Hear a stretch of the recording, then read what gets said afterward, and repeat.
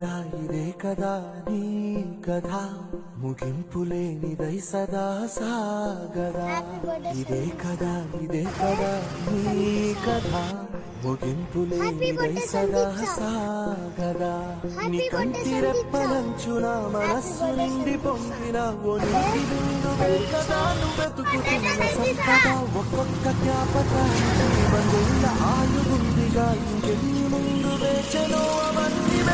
నిస్వార్థమెంత గొప్పదో ఈ పదము రుజువు కట్టదా సిరాలు లక్ష వంపదా చిరాక్షరాలు రాయదా నిశీధి ఎంత చిన్నదో నీ కంటి చూపు చెప్పదా నీలోని వెలుగు పంచగా విశాల నింగి చాలదా మనుష్యులందు నీ